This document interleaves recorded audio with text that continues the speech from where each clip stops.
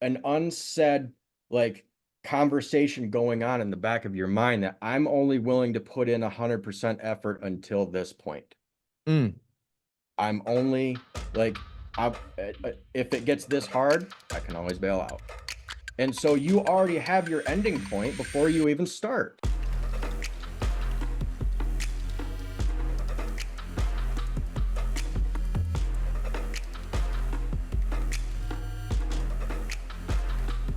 Welcome back, everybody, to Tre'd Talk. It's your host, Tre Tipton, and today I got another great guest that you're going to love. But if you didn't know, now you know. And if you knew, please tell everybody you know that this is Tre'd Talk. And today the guest is my man, Kyle. Tell everybody what's up, Kyle. How you doing, man? Hey, good guys. Thank you very much, Tre. I'm super excited to be here, and especially after getting to know you a little bit better at TCS the last retreat. Like it's a whole new approach with having this conversation with you. I love that, Kyle. As you can see, I got my notes in front of me. I got some things I want to ask you and talk about, man. And I'm extremely excited, man, because I did my research. We got a little bit in common, so I'm excited about that as well. So we're gonna get into a really good conversation and hopefully have some really good fun here. You feel me? Yeah, I'm an open book, so fire at me. All right, Kyle. So from what I've seen, right, you originally wasn't always in asphalt, right, and whatnot, but you bounced around. You've done a lot of different things, man. I got to give you kudos and give you credit, man, because you ain't give up. Also, with that said, for those of you who don't know, my man Kyle has been running his company since 2018, correct? Yes, sir. So you gotta tell us a little bit about just who you are, man. You're. It seems that you're a kid from Michigan, as I'd like to say. You know what I mean? Yeah. But you also did a lot of different oddball jobs before you really came into where you're at now. So talk a little bit about that. Yeah. Well, how far back do you want me to go? Let's go back, man. Let's talk about it. We got 30 minutes, as long as you All right, need. 30 minutes. So I guess where it all really we'll go way, way, way, way back, right? All right. Where it started is my I started working when I was about 12. Uh, Okay. I just I saw a machine, which at that point in time was a lawnmower, and I thought I just like this looks fun to me. Like Right. the satisfaction of doing something and then turn around and you see what you just did, and it's a change, it's a transformation, right? And so I started mowing lawns locally at 12, and it started like my mom actually, she's sitting across the aisle from me in the office. She works for me full time now. That's huge, by the way. And That's cool as heck. I would get the whole setup trailer equipment ready, hook it up to her Ford Explorer at the time. She would drive me to the job site. And then I'd unhook everything and she'd leave and come back and pick me up later. And so that's kind of how from 12 until 16, that 4 years is how it went. And I was working, you know, 40, 50, 60 hours a week at times. And she would have been, kind of working me, not knowing that she was also working, but looking back at it now, that's her contribution to it. So then once I was 16, it was a game changer. And I always had like you talked about the different industries that I've been in, Right. right? So at a certain point in time, it was presented to me like, hey, you can either start a landscape company because of these jobs that were being presented to me, or you can go off and do what I wanted to do was go to a trade school. So my background is in automotive, custom fabrication, welding. I went to a school called Wyotech, which was an automotive trade school. Okay. And Okay. that put me into the road racing industry. So I worked in road racing for a little while. I was a fabricator for a racing school, actually. So Okay. that led to lots of track time, actual driving, instruction. So, that industry was just fun to be in. That led me to an offer to go be an exotics technician. So I took that offer and I was a Lamborghini tech Hold and on, worked Kyle. Hold what? on, Kyle. Hold on, Kyle. You was at Lambo. Yeah, yeah. I worked at the time it was Motor Cars of Atlanta is what the place was called. And they were a dealership for Lamborghini, Aston Martin, Lotus, McLaren. I don't know, Kyle. I don't know if I could have left. I don't know. I don't know. You especially after you told me you was driving them. I'd have yeah. Tough one right there, Kyle. I don't know. What got you out of that, man? Did you find that part in your research of me or I no? Or there's listen, new info? I did, but I was like, let me see how true this is, right? And then when you said it, I'm like, he really? he really was doing that? Like, like it just blew me away because I was like, bro, to have that opportunity to go and drive these cars and do everything that you had to do in order for you to understand these cars, man, that's cool as heck, bro. That's Yeah. like, that's some real elite stuff right there. I gotta give you Well, credit. at the time, like you have a little bit of imposter syndrome because you're just going into this thing. You're like, well, I'm gonna move down this path but I'm gonna learn as I go. And to be honest, in addition, like we actually weren't allowed to take a lot of pictures of the cars and stuff like that and save Okay.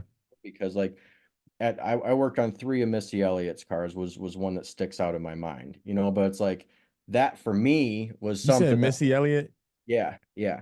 Put that thing down, flip it, and reverse it. That's what you talking Oh yeah. about. Oh That's yeah. crazy. Yep. I Okay. worked on three of her cars, but I couldn't take pictures of them and then post them on social media Right. because you just don't you got to be very careful with other people's privacy because it's a dealership and then all of a sudden you got people showing up and just like that type of information, you're protecting your clientele's property and their privacy, so kind of without them even knowing based on who we're working for, what we're doing, and so on and so forth. So that I was scheduled to go to Lamborghini factory training in Italy at that time. And then my dad had passed. I was Ah, supposed to go there in 2 months, and that's when my dad passed and just kind of flipped everything around. But yeah, I was in I really had my entire all right, here was the thing is I knew that going to school that all right, this is what I want to be educated in because this is what I'm curious of. I went to school before I even started knowing that this might not be my end game. Like I'm okay. gonna go get educated here because I want to know that and I want that skill set.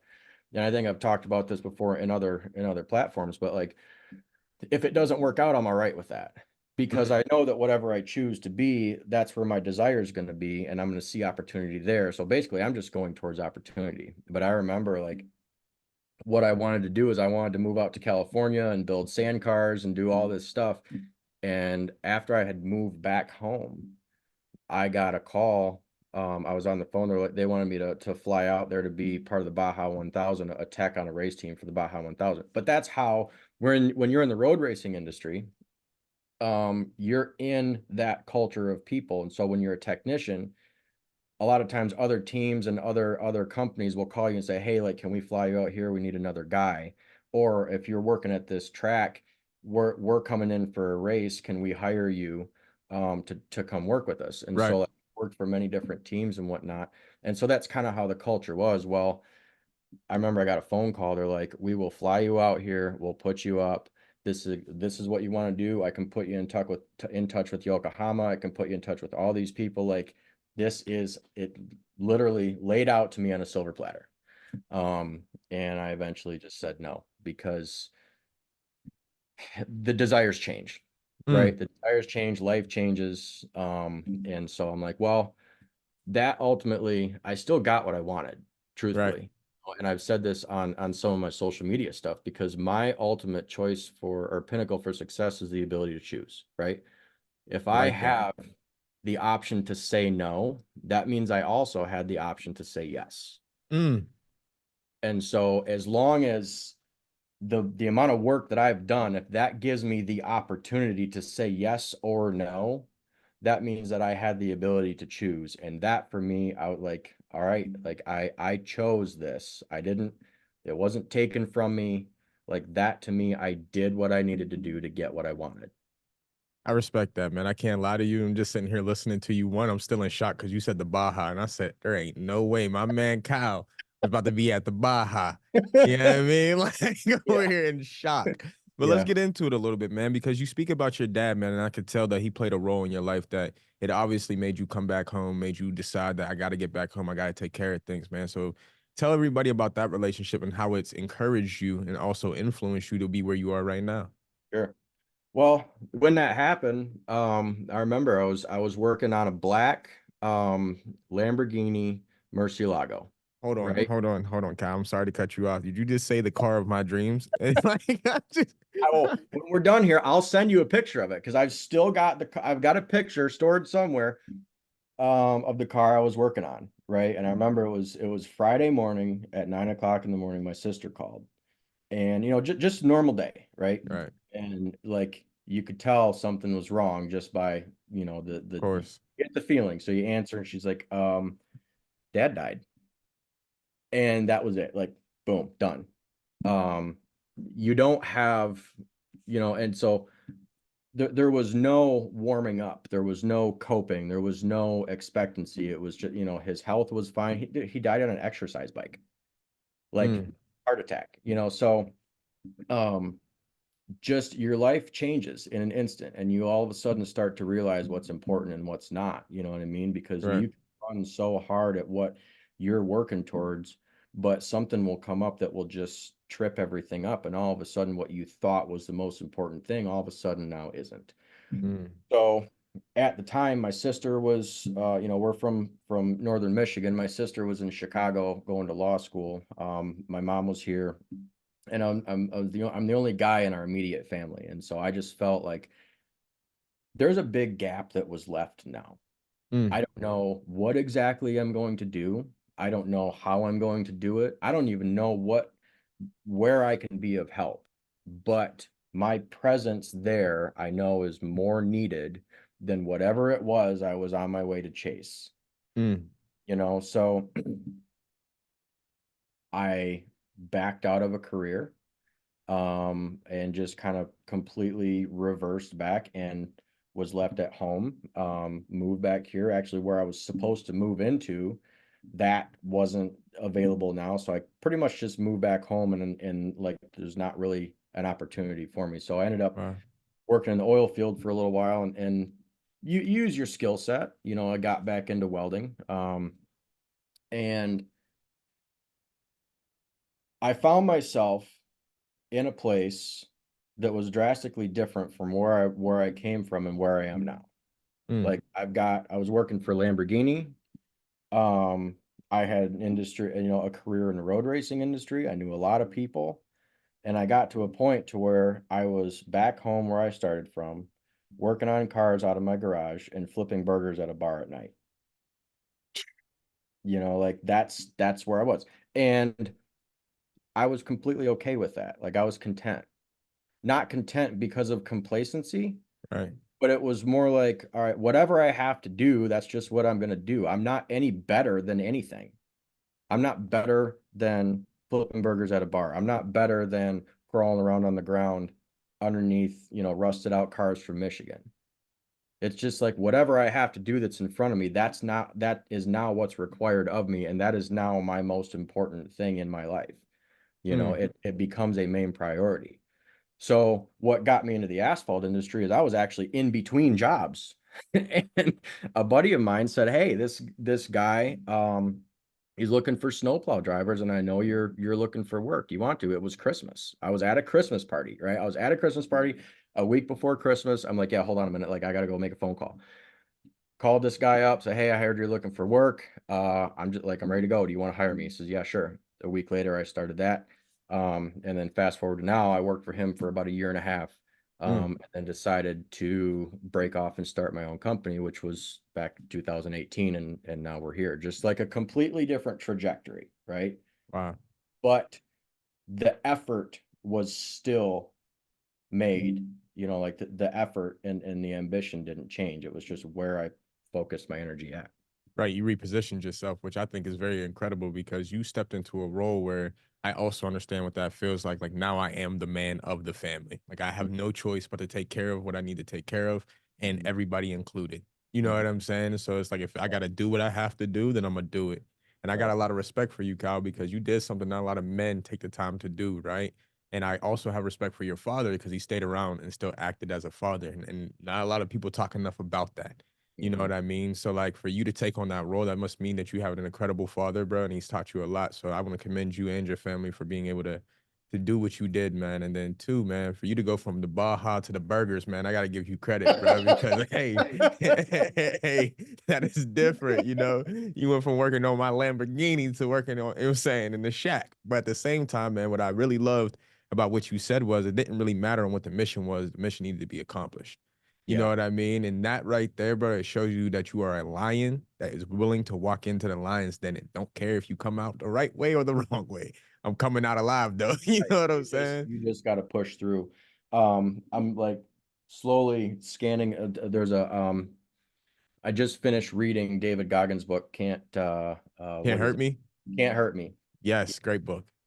And towards the end of the book, I blocked it out and made a note, a reference point at the beginning of the book, and I just actually went back to it and referenced it. But in so many words, it said, just because you can fantasize this for yourself doesn't mean that you're entitled to it. Mm, come on, talk to me. You Talk know? to me. And it was like I read that and I'm like, that's key. Like every single person needs to understand that. Mm, Just because you can desire it for yourself doesn't mean that you're entitled to it, mm, right? Because how many people right now, everybody, there is not one person on the face of this earth that I think that doesn't apply to. right. That we all want more, we all want something else. It doesn't matter if it's big or small. Like just because you can think about yourself in that setting doesn't mean that you have the right to it if you didn't earn it. Mm. I like that. I ain't gonna lie. I like that a lot because you gotta earn it to get it. You feel me? You got me sitting here thinking right now. So my man earned it every step of the way, man, for real. Yeah, Because ultimately, look at where you're at right now, right? Everything that has happened to you up to this point was intended. Might right, not be intended by you, but it was intended by God. You know what I'm right, saying? So, like right, with that said, man, I see that you're a lot happier where you are right now, at least from what I've seen, right? We've had conversations. It's been great conversations. Me and you both went back and forth. So with that said, man, like what has been the biggest challenge for you transitioning through these different types of jobs? You know what I mean? Because I know you learned a lot through transitioning through job to job to job, right? So, like, explain to me a little bit, like, what was the biggest challenge for you that you now have either A, overcome or you're still working through? um I don't think that challenge and struggle is challenge and struggle if that's what you desire, right? Mm, Because and when I moved back home, I actually worked for my cousin in they had a oil field pipeline company, heavy equipment fabrication shop. So it was like very fine detailed in the road racing industry to very rough stuff, like both sides of the spectrum in the welding industry. right. I actually walked out, worked for him. Like me and my cousin about got into a fist fight one day, just, two alpha males butting heads. I walked out and I said, no, I won't repeat what I said here, but I was, I walked out, but my aunt took me out to dinner a couple days later and she says, Kyle, what are you passionate about? And I thought, well, because at this point in time, like I had gone through many passion journeys, Right. right? And I realized that like the thing or the industry didn't really matter Mm, because I thought about it and I thought that my passion was in automotive world. I thought that my passion was in high powered cars. I thought, like, but what I was upset about is that I wasn't able to pursue an opportunity.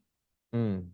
You know what I mean? Like there was a butting of heads and like in that moment I had to go through all of that to realize that I'm passionate about the chase.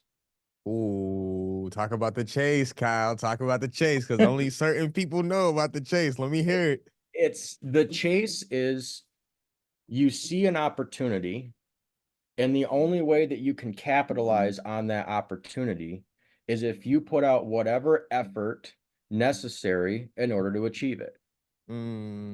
Spoken like a lion. Keep going. It's like you can and that goes into the theory of burning the ships, no plan B.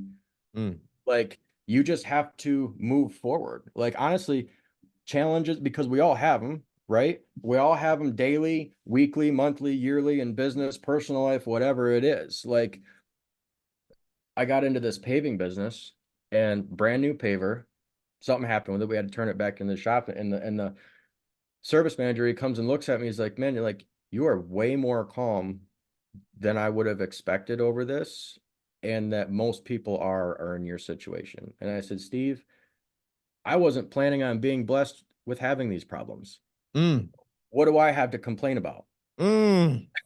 Ooh, that's It's like if your problems are getting bigger, then you're doing something right. hey Cal, you about to change somebody's life. I don't know who. but you had to change somebody's life. Well, Come on. so then in that perspective, can you really look at things as challenges or do you look at them as opportunities? Cal, I think you're an opportunist. And for people who don't know why I say this, I'm gonna say it now. My man Kyle drove. How many hours was it, Kyle? Was it 22 hours? It went 24 hours from door to door. Listen. I'm not driving 24 hours for not a single thing. Okay. And my man Kyle jumped in his car with one of his client, not a client, an employee, right? Employee. Jumped in the car, man, and drove 24 hours to Naples, Florida from Michigan. Yeah. I don't know if y'all heard me. 24 hours. So, hey, opportunity, if it presents itself in front of Kyle, without question, I know you're gonna go get it. Yeah. You know what I mean? And that's really cool. But you talked about something that I feel like is extremely important. Yeah. Talked about burning the ships. And a lot of people are like, what are you talking about? Right? Like, very few people know about this, right? You want to explain that a little bit to the crowd who doesn't understand on what you mean? Burning the ships means like you're always looking for a bailout, right? Like you got a lifeboat. Like, hey, I'm going to start down this path or I'm going to go towards this thing that I'm looking at, but I'm only willing to go at it until we get to this point. If it gets there, how many times have you heard like, well, I can always do this. Right. Well, if it doesn't work out, I can always, that's a plan B. Right. That's a ship, that's an escape boat that you know when you get to the island, like, hey, if survival on this island doesn't work, I always got that ship right there. I can just take it right back to where I came from. Right. But if you burn the ships, you have no other choice but to make it work on the island. That just made me want to go fight somebody. You know what I mean? Well, but you have to be that committed to your cause. Come on now. Here, I don't even know what it is that I'm going to experience on this island. I don't know if there's other people here, animals, weather, resources. I have no idea, but I know I'm not going to make it successful if I have a bailout behind me. So once you get there, and even before you start, it's like you gotta know how you're going to approach something before it approaches you, right? So when you set out, you basically understand that I'm going to take this boat that I'm in now and I'm going to go over there. And as soon as I'm going to get there, I'm going to burn the boat. That's no looking back right there, Kyle. That's like Right. that's genuinely saying, you know what? It's gonna be what it's gonna be. I'm here for it. Right. Because otherwise you have an unsaid like conversation going on in the back of your mind that I'm only willing to put in 100% effort until this point. Mm, I'm only like, if it gets this hard, I can always bail out. And so you already have your ending point before you even start. So you operate life, you operate your business, you operate your intentions and your efforts, waiting for something big enough to come up to where you say, I'm done here. This, mm. like you have already premeditated walking away at that point in time. Wow. And see that right there, Kyle. I genuinely believe if people have goals out there right now, right? That they said that I'm going to go attack this goal, I'm going to go do this thing. If they're not willing to burn the ship, that to me means that you're only dreaming. You know what I mean? Like, it's not a real goal of yours. If it's a goal of yours, you're going to stop at nothing. There will be no other plan. There's no second plan. Like you said, there's no plan B, right? Mhm. If that is the case, Mhm. when you get to that destination goal, burn the ship. Is that what you're telling me, Kyle? I think I'm telling you that, but before you do that, you got to be passionate about what you're going for. Come on now. If you land on an island that you don't want to be on, like maybe don't burn the ship.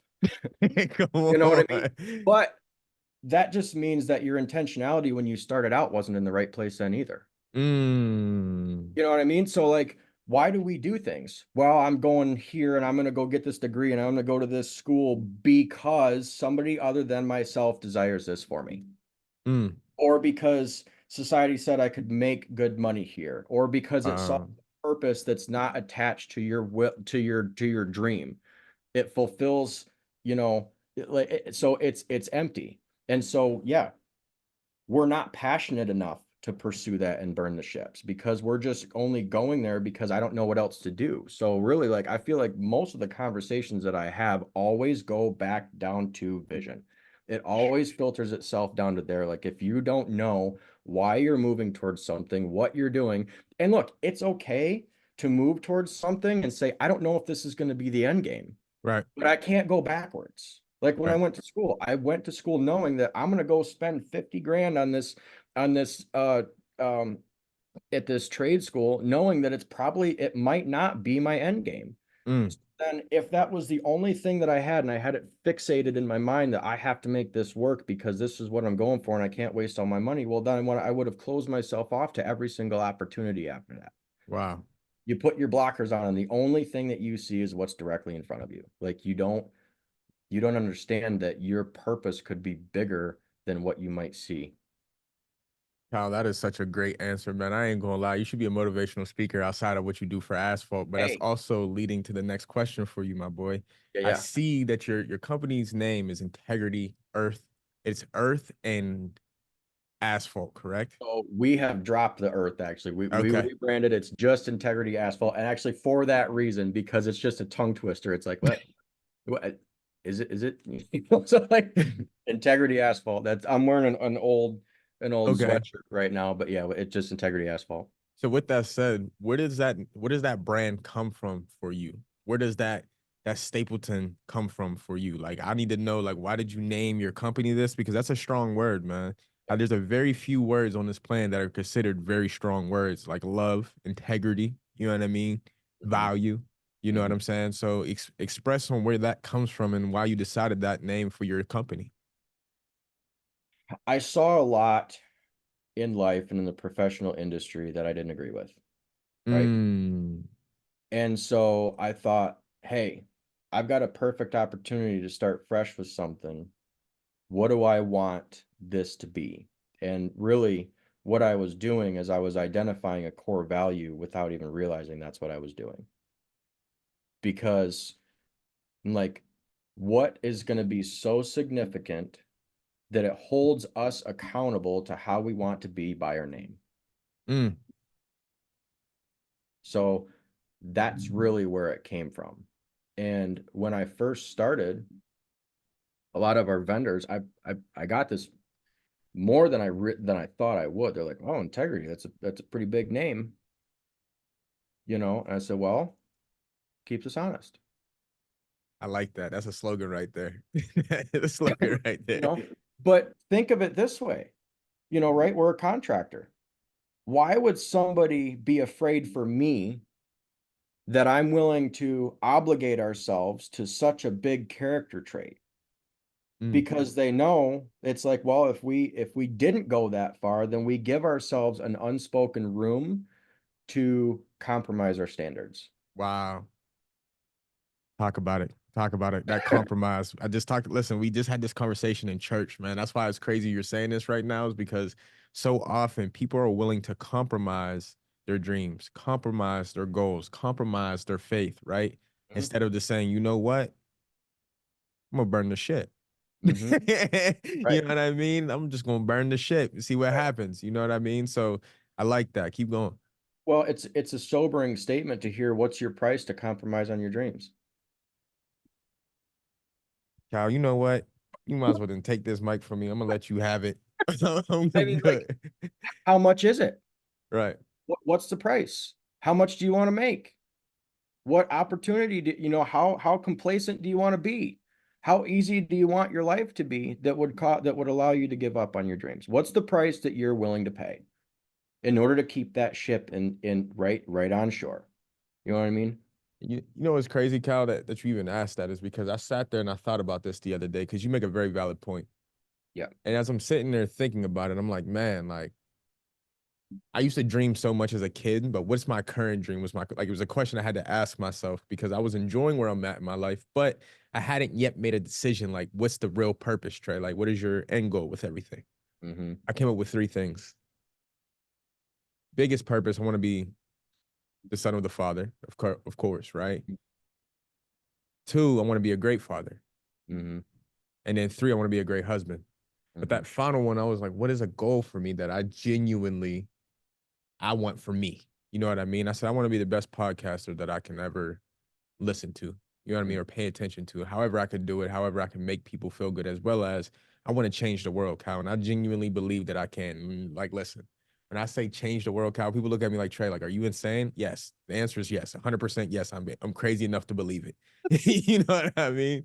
So with that said, man, I believe that you are a game changer. But with that, right, you're making people believe into your mission and your dream. Yeah. So right now, what is your goal for Integrity Asphalt? What is your end goal? Because we're coming up on the last couple minutes here. So I want to Yeah. know to end it to leave this. I want to know what your dream is for Integrity Asphalt. Then I want something to that kid that is out there that was just like you, right? Who wants to be an entrepreneur, Yeah. who's looking to grow him or herself, Yeah. get into an industry they have very little to know about. So to the kid, because I'll start with that.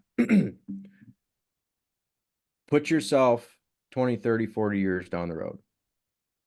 You are going to be glad that what you want to be able to say to your future self is, I'm glad that I did, over I wish I would have. Mm, Okay. Because that's what I had to tell myself, because there was at this crossroads, right? There's a crossroads every day. I said one of the things that the two key factors that allowed me to pursue something was, one, I want to be able to say I'm glad I did over I wish I would have. And two, I made a promise to myself, right? Like I told myself the next person I work for will be the last person I work for, because God puts in us a feeling of you're meant for more, mm, right? And we sell ourselves out onto what's convenient, onto what's right here, onto somebody else's dream, onto somebody else, whatever opportunity, whatever boat that we bounce on, right? So figuring out who you are and who God wants you to be, you're then going to come up to a cross. Well, are you gonna take advantage of it? Are you going to get on board or not? right. You have to understand that you're willing to pursue whatever it is that comes up in front of you before you get to that point. Mm, Yeah. And then truthfully, Trey, this business, where it comes down to now, like if there's not opportunity for the people involved, then what am I doing it for? Because I want somebody else to get whatever dream it is in their life and be able to see them executing that through my business. You know what I mean? And that might be a little bit counterproductive to what I just said, like, but it has to be your dream too. Not everybody is going to be a business owner. Not everybody is going to be a leader. Not everybody, you know what I mean? Like right. somebody might want to come in here and say, hey, I want to punch a time clock and I want to do this thing the best of my abilities so that I have the opportunity to invest into my family at home. I love that. You know what I mean? Because I Right. know that what I'm doing. And so as I go, I'm constantly still reevaluating, like, what is God's plan for my life? Mm, Just because I've made momentum here, is that my will or is that God's will? mm, And what happens if God's will for me, that this paving business is just a pit stop along the way?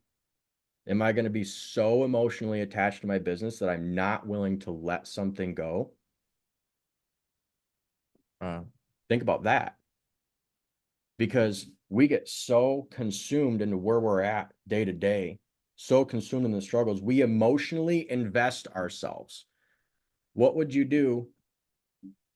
Let's refer it to money.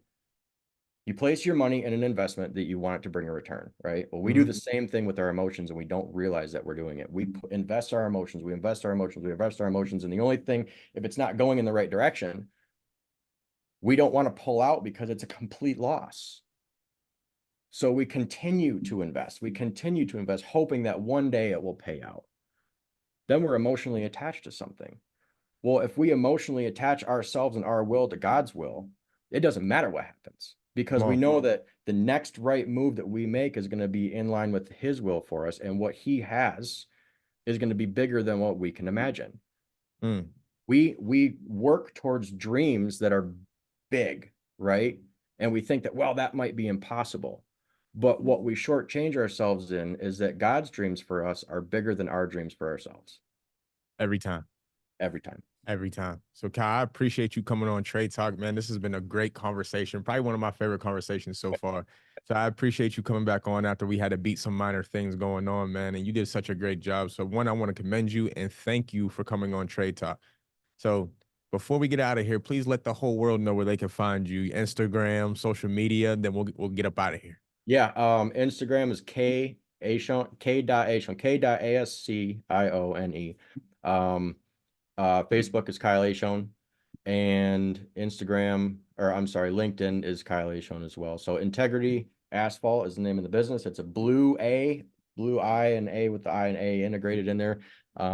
We put out a lot on social media, and I mean, I think it's worth following. So I That's like what I mine. like to hear. That's what I like to hear.